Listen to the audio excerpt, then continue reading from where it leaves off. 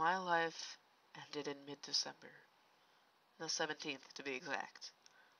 I survived a little after that, but that was the last day I lived freely.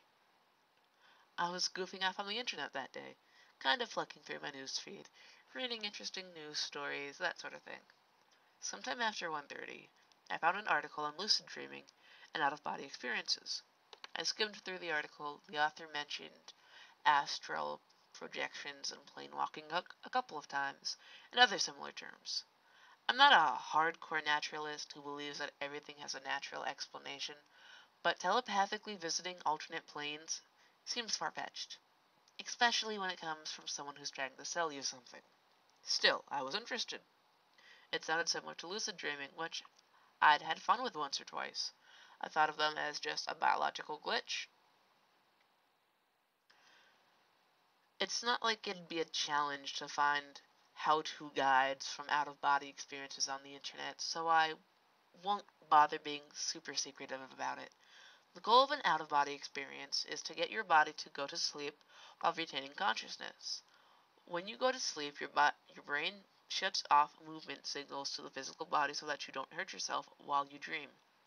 Out-of-body experiences utilize this feature of the brain to make mind think it's moving while keeping the body stationary. The concept arrested my mind. I couldn't let it go, and I found myself looking forward to the night.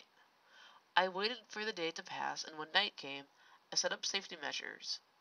If something did go wrong, I didn't want to be stuck in dreamland for all eternity. I set my alarm for an hour after I planned to have my out-of-body experience, so it wouldn't be stuck for that long.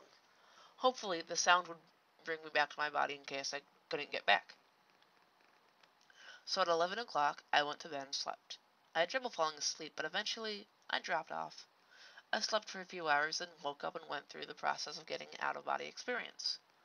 Once I was ready, I took a few seconds to collect my thoughts, and then tried pulling myself out of my body. Once I started forcing myself to move, my perspective alerted.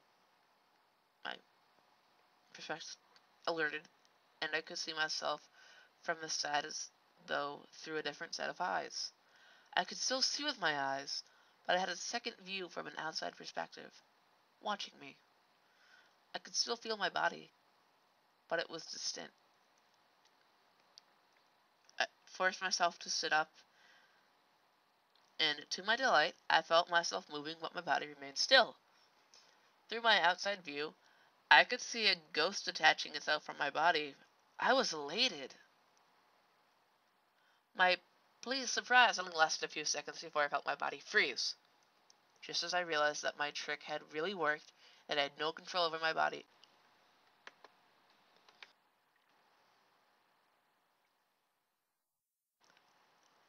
an amorphous red cloud filled my vision. It hovered over me for a second, then disappeared as I inhaled. My body reacted instantly and began seizing up. The spasms made all of my muscles clench, relax, and clench again. In my trance, I think I counted 4 convulsions every second, but I'm not sure how long that really lasted. It was terrifying. I knew I'd set my alarm clock for 90 minutes after I'd begun my lucid dream, but I couldn't last that long. At the rate I was convulsing, it would only be a few minutes before my heart gave out. The red cloud obscured my vision, both from the outside perspective and through my eyes, and even worse, I was paralyzed. I tried to force myself back into my body to stop my seizure, but I couldn't get in. Then I heard the voice. It was like a grunting rumble rasping deep in its chest, but it also had an animal quality, burning with anger. Not a shrieking fury, but slow, deliberate menace. My name is... The voice filled me with terror. I wanted to run as far from it as I could get, but I was frozen. Names had power. I didn't want to hear it. I didn't want to know it. Just as it spoke its name, I shouted my own name through my convulsions, drowning its voice out. It stopped speaking, as though surprised it had been interrupted. It growled softly as the red smoke began to dissipate, and I fell into my body again. My seizures stopped, and I woke up. I don't know how long the experience lasted. I'm guessing about 12 or 15 seconds, and probably no more than a minute. My chest hurt and my muscles trembled, but I was alive. I was rattled, but I managed to convince myself that something went wrong and I created a nightmare. Maybe my fears of what could happen surfaced subconsciously, I reasoned. Whatever the case, I decided not to exploit any more glitches in my nervous system and went back to bed. I slept through the night, though I was uneasy. Next morning, I awoke and convinced myself that my experience had just been a fluke, and I had more pressing matters on my mind. It was exactly 1 week before Christmas, and I had no idea what I was getting for my family, so I showered, dressed, and headed out the door. The events of the previous night quickly fell to the back of my mind as my car entered the rumbling traffic. At least that part of my day was a success. I bought most of the presents for my family and girlfriend, and I just needed a few for my other friends. As I was browsing the aisles of Walmart for a good pair of headphones, my arms suddenly felt like they'd been encased in ice. I jerked in surprise at the feeling, and the feeling vanished. As it went away, I heard a deep and distant whisper. There was no one nearby, unless you counted the 70-something woman a few feet to my left. I shook my head, thinking I had felt a draft of icy wind and continued shopping. I went to bed that night and found myself unintentionally entering the half-awake state, but I felt vulnerable. I didn't want to push myself out of my body, but I felt myself slowly rising out of my body. Terror shot through me as I sensed the red smoke hovering over my body. It felt like it was pulling me out. As soon as I realized that, my eyes shot open and I came back to my body shaking from fear. I didn't sleep that night. I knew that my oppressor was still there, and I got more tired as time wore on. I would begin to fall asleep, then jerk away as soon as I felt myself being pulled out of my body. At first, I tried to ignore it. I knew it was coming for me, but I started eating real food and drinking caffeinated drinks, which helped. Morning was an immense improvement. I didn't feel so tired with the sun up already. As soon as the light was out, I went outside to get some winter sunshine, enjoying some Christmas movies and finish Christmas shopping. I couldn't hear anything through the day, but I had a feeling that I was being followed. I tried to blot the fear from my mind as I returned to my home. I felt jittery. I knew I had to go to sleep eventually, but I didn't want to think about it. 6 or 7, I began to microwave something which I began hearing the voice in my mind. I dropped the plate in my hand and it shattered. My name is... Its voice now held contempt, as well as that bitter anger. I yelled my name out loud when it was about to announce its own, hoping that it would drive the demon away like last time. For a moment I thought it had gone away. I relaxed, but then heard its laugh, deep and slow. It was unsettling, like hearing loud, harsh music. Its laugh rolled on for several seconds, then it spoke again. Your name is worthless. My name is... I said my name again, this time more forcefully. Its chuckle lasted longer this time, but then faded to nothing. I listened intently. I couldn't hear anything, but I knew it was still there. I finally moved from my frozen position, leaving the broken plate and splattered food. I rushed to my computer. I began searching the internet for the thing, but there are too many possibilities. It could be a demon, an ashera, a ghost, or one of the hundreds of other spirits described by the cultures throughout the world. As I clicked on another link, I heard its laugh again. A chill invaded my body and I heard its voice. Hear my name. Shut up, shut up, shut up, I screamed. It laughed again. Your name is worthless. Your commands are void. My name is... I tried to ignore the terror inside me, but I shouted my name again. I had a sense it was shaking its head as its laugh faded. What sort of demon places such importance on names?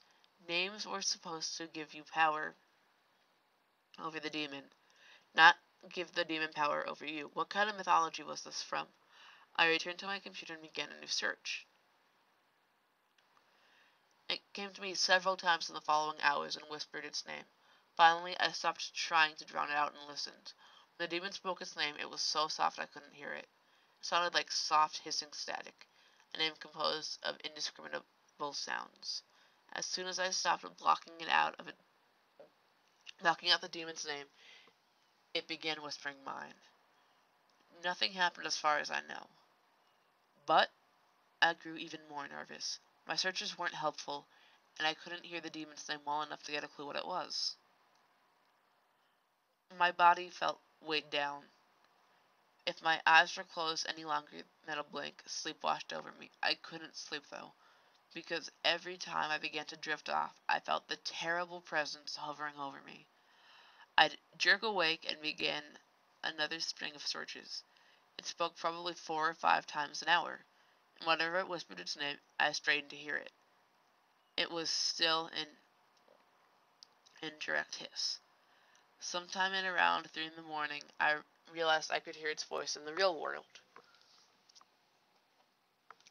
I heard it when the wind blew past my window, when the furnace kicked on, when water ran in the bathroom, and it grew louder as the nights wore on. I began blasting my music, but I could hear its rough voice in the static between songs. The demon's voice grew louder and louder until I could hear its muttering in the background of my favorite songs.